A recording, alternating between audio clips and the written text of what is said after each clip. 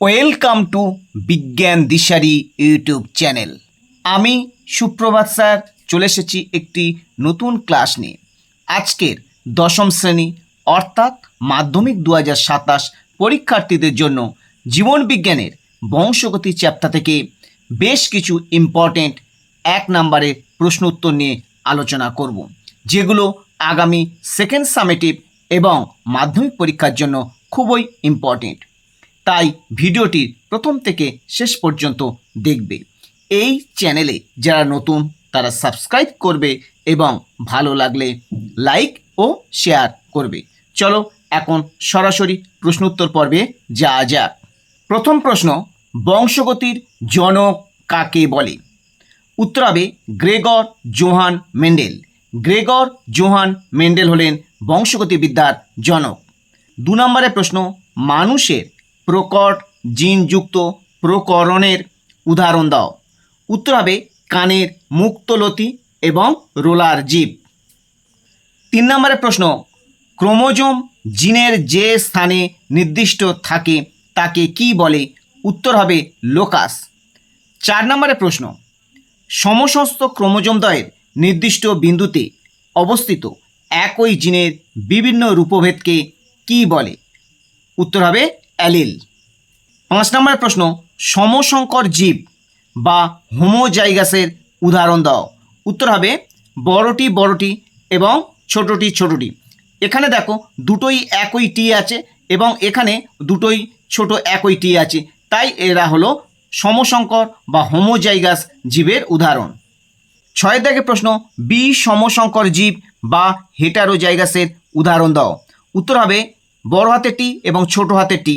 এখানে দেখো দুটো ভিন্ন, একটি বড় হাতের টি এবং ছোট হাতের টি আছে, তাই এরা হলো হেটারোজাইগাস। এটি হলো সংকর লম্বা উদ্ভিদ।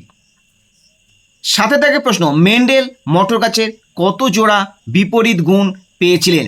উত্তর হবে 7 জোড়া।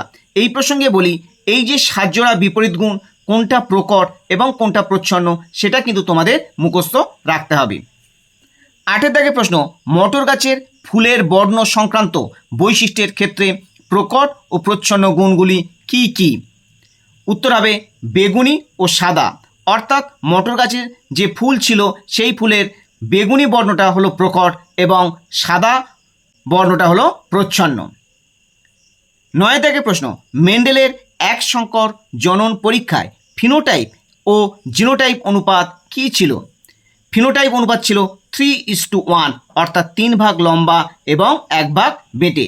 জিনোটাইপ অনুপাত ছিল 1:2:1, অর্থাৎ 1 ভাগ বিশুদ্ধ লম্বা, 2 ভাগ সংকর লম্বা এবং 1 ভাগ বিশুদ্ধ বেঁটে। 10 দাগের প্রশ্ন, মেন্ডেলের দ্বিসংকর জনন পরীক্ষায় ফিনোটাইপ অনুপাত কি ছিল? উত্তর হবে 9:3:3:1। 11 দাগের প্রশ্ন, মেন্ডেল এক সংকর পরীক্ষা থেকে কি সূত্রে উপনীত হয়েছিলেন? উত্তর হবে পৃথক ভবনের সূত্র। 12 দাগের প্রশ্ন, মেন্ডেল দ্বিসংকরায়ন পরীক্ষা থেকে কি সূত্র আবিষ্কার করেছিলেন? উত্তর হবে স্বাধীন সঞ্চারণ সূত্র। 13 দাগের প্রশ্ন, কোন উদ্ভিদে অসম্পূর্ণ প্রকটতা দেখা যায়? উত্তর হবে সন্ধ্যা মালতী এবং স্ন্যাপ ড্রাগন, এদের অসম্পূর্ণ প্রকটতা দেখা যায়। 14 দাগের প্রশ্ন, সন্ধ্যা মালতী ফুলে অসম্পূর্ণ প্রকটতার জন্য ফিনোটাইপ অনুপাত কি হয়? উত্তর হবে 1:2:1। এই প্রসঙ্গে তোমাদের জানতে হবে অসম্পূর্ণ প্রকটতার ক্ষেত্রে সন্ধ্যা মালতীর অসম্পূর্ণ প্রকটতার ক্ষেত্রে ফিনোটাইপ এবং জিনোটাইপ অনুপাত কিন্তু একই, অর্থাৎ 1:2:1। 15 দাগের প্রশ্ন, বড় হাতের ওয়াই, ছোট হাতের ওয়াই, বড় হাতের আর, ছোট হাতের আর জিনোটাইপ যুক্ত মটর গাছ থেকে কত রকমের গ্যামেট উৎপন্ন হয়?